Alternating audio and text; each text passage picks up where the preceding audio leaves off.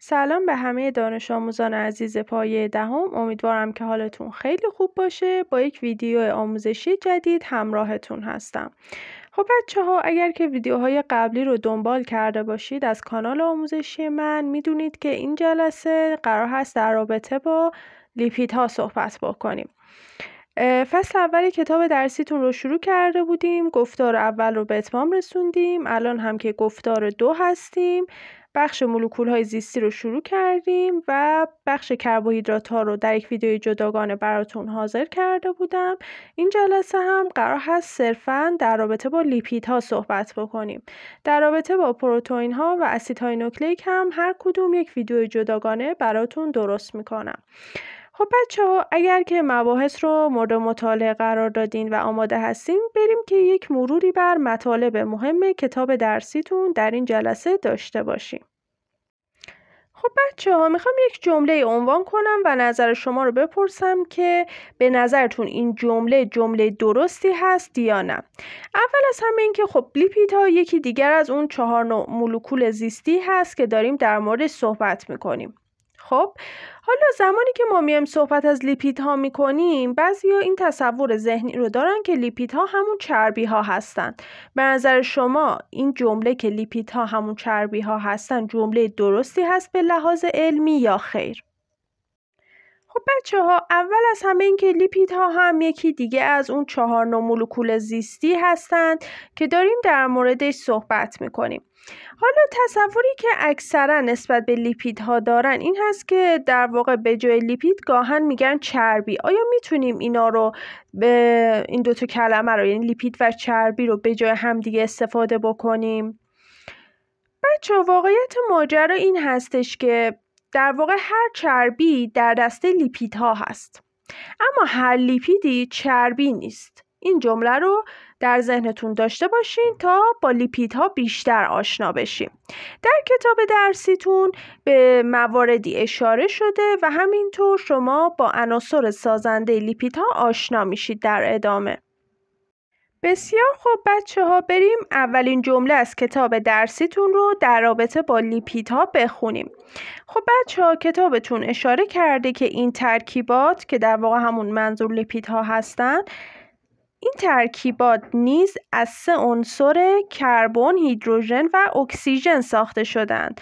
چرا بچه گفته این ترکیبات نیز از 3 عنصر کربن، هیدروژن و اکسیژن ساخته شدند؟ اگه یادتون باشه در رابطه با کربوهیدرات ها هم ما در واقع این عناصر رو داشتیم، یعنی اون ساختارهایی که بچه‌ها من در ویدیو قبلی بهتون نشون دادم که مرتبط با مونوساکاریدها، دیساکاریدها و پلیساکاریدها بودن، من عناصر رو کامل بهتون نشون دادم و عناصر تشکیل دهنده کربوهیدرات ها هم دقیقاً همین کربن و هیدروژن و اکسیژن بودن.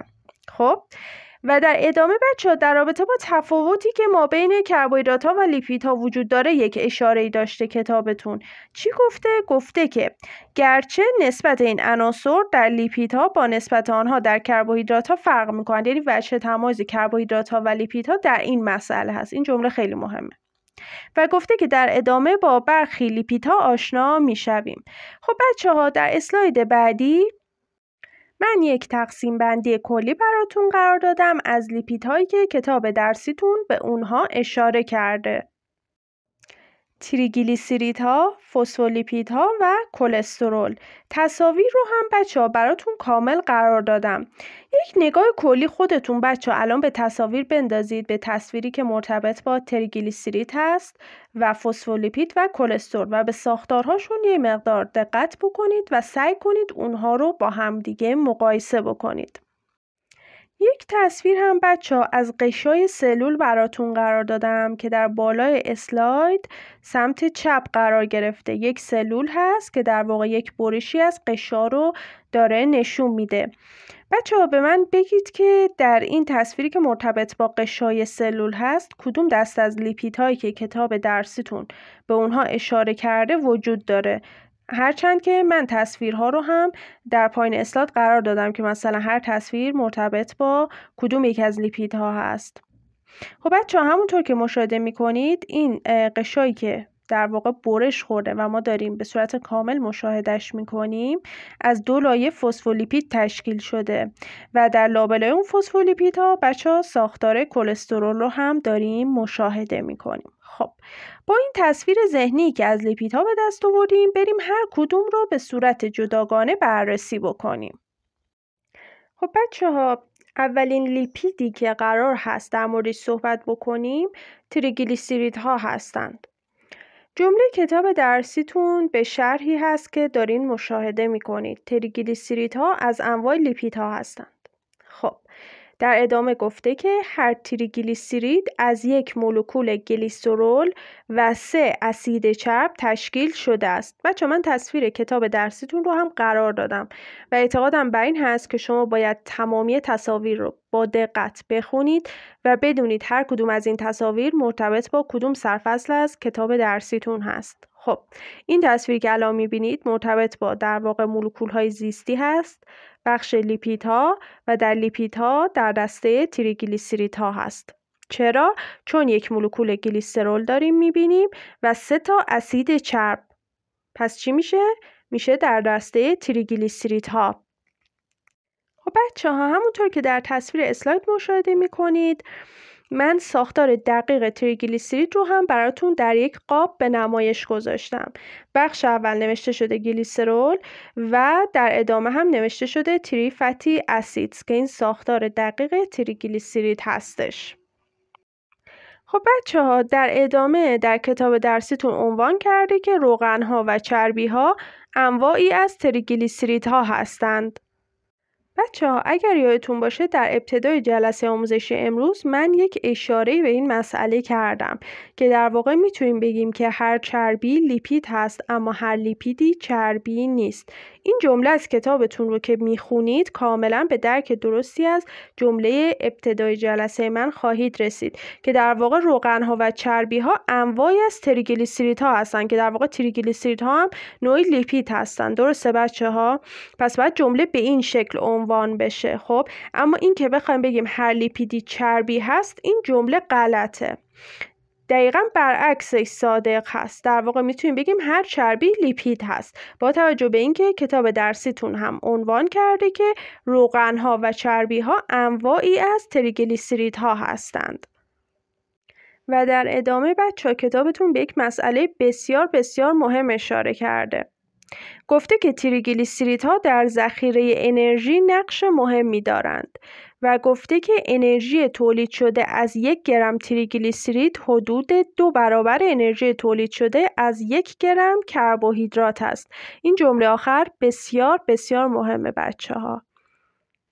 خب بچه‌ها، در این اسلاید ما به طور کلی در رابطه با ساختار تریگلیسیریدها صحبت کردیم و همچنین در رابطه با نقشی که در ذخیره انرژی دارن همین مطالب رو مورد بررسی قرار دادیم. امیدوارم که این اسلاید رو به طور دقیق متوجه شده باشید و خودتون هم بچه‌ها سعی بکنید که مطالب رو زیاد بخونید و در این حال که زیاد میخونید عمیق مطالعه بکنید. خب اگر موافق باشین بریم سراغ لیپید بعدی که کتاب درسیتون در رابطه با اون صحبت کرده که میشن فسفولیپیدها. خب بچه‌ها، در تصویر بالای اسلاید من غشای یاخته رو براتون قرار دادم.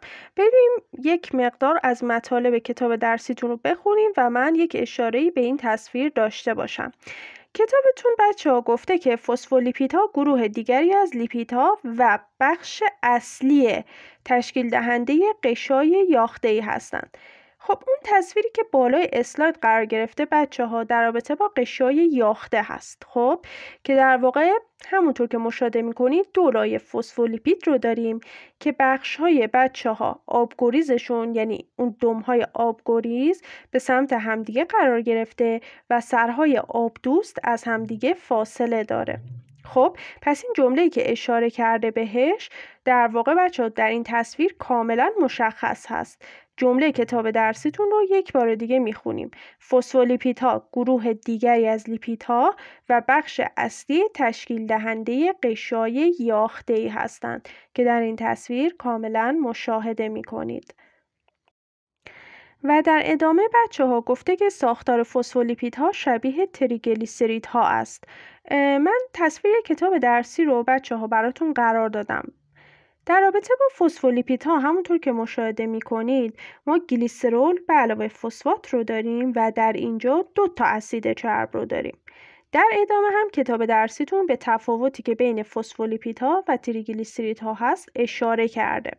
گفته که با این تفاوت که مولکول گلیسرول در فسفولیپیدها به 2 اسید چرب و 1 گروه فسفات متصل می شود. ما این 1 گروه فسفات رو در مورد تریگلیسیریدها نداشتیم بچه‌ها و اگر یادتون باشه در رابطه با تریگلیسیریدها مولکول گلیسرول به 3 تا اسید چرب متصل می شد، اما در فسفولیپیدها به 2 تا اسید چرب متصل شده. خب بچه‌ها اگر یادتون باشه در رابطه با عناصر سازنده لیپیدها ما به کربن، هیدروژن و اکسیژن اشاره کردیم، اما در رابطه با فسفولیپیدها یک عنصر دیگه هم الان داریم مشاهده می‌کنیم. چی هست بچه‌ها؟ کدوم عنصر رو میتونید مشاهده بکنید؟ درسته، فسفر هستش. دلیل اینکه در کتاب درسیتون در اون بخش صرفا به کربن، هیدروژن و اکسیژن اشاره کرده چی هست بچه‌ها؟ اینکه مثلا ما در رابطه با تریگلیسیریدها عنصر فسفر رو نداشتیم و ما اونجا داشتیم یک جمله کلی رو در مورد لیپیدها میگفتیم، اما در رابطه با فسفولیپیدها میدونیم که علاوه بر کربن و هیدروژن و اکسیژن فسفر رو هم داریم. و اما یک نکته دیگه در رابطه با فسفولیپیدها، همونطور که گفتم بچه‌ها در ساختار غشای سلولی فسفولیپیدها به صورت دولایه هستند. این دولایه طوری قرار گرفته که دم‌های اسید چرب در مقابل هم هستند. خب این دم‌های اسید چرب بچه‌ها آبگریز هستند. خب و یا به عبارت دیگه غیر قطبی هستند، اما سرهایی که در واقع مشاهده می کنید که همون گلیسرول و فسفات هست، این قسمت آب دوست در واقع فسفولیپیدها هست. پس بچه‌ها یک نتیجه گیری میتونیم داشته باشیم طبق تصویر که اون بخشای آبگریز به سمت همدیگه قرار گرفتن و بخشای آب دوست به سمت داخل و خارج سلول هستند. درسته؟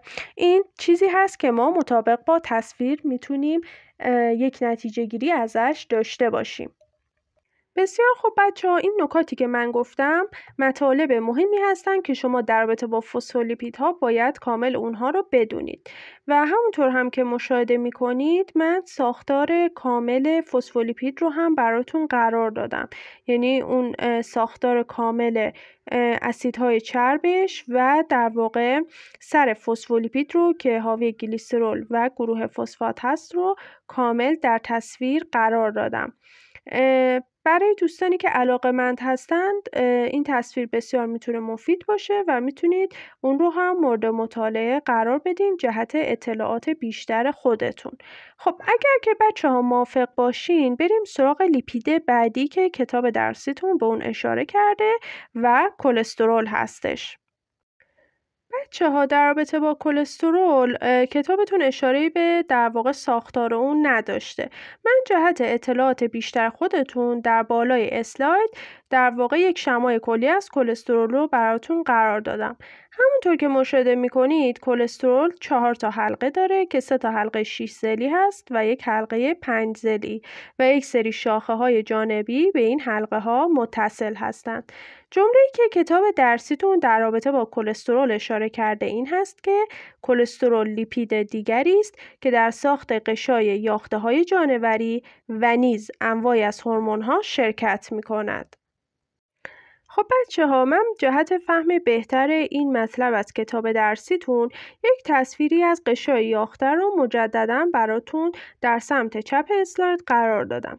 خب همونطور که مشاهده میکنید طبق حالا توضیحاتی هم که در اسلاید قبلی داشتم در ابتدا چیزی که به چشم ما میاد فسفولیپیدها هستن. گفتیم که به هر حال 2 لایه فسفولیپید داریم که طبق توضیحاتی که بهتون دادم دم‌های آبگریز به سمت همدیگه قرار میگیرن و در بخش میانی جای دارن و سرهای آبدوست که در واقع حاوی گلیسرول و فسفات هستند به سمت خارج و داخل سلول هستن و از همدیگه فاصله دارن. و اما بچه‌ها در لابلای این فسفولیپیدها ما ساختار کلسترول رو هم داریم مشاهده می‌کنیم. خب پس بچه این تصویر رو قرار دادم که شما یک شمای کلی از این جمله از کتاب درسیتون داشته باشید و در رابطه با بچه هورمون هایی که از کلسترول در واقع تشکیل میشن، من تصویر سمت راست اسلاید رو براتون قرار دادم.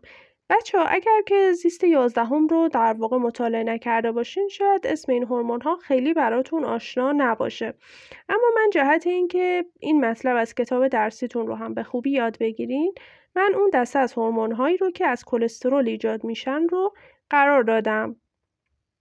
بچه‌ها این نکته رو هم در پرانتز داشته باشین که بیشتر هورمون ها، دقت کنید، بیشتر هورمون ها از جنس پروتئین هستند. فقط برخی از هورمون ها هستند که از جنس کلسترولند. خب حالا این هورمون ها کدومان بچه‌ها طبق تصویری که من قرار دادم؟ خب پروژسترون هست، تستوسترون هست، کورتیزول هست و همینطور استروژن یا استرادیول هست و هورمون آلدوسترون که در واقع این هورمون هایی که نام بردم بچه‌ها از کلسترول ایجاد میشن.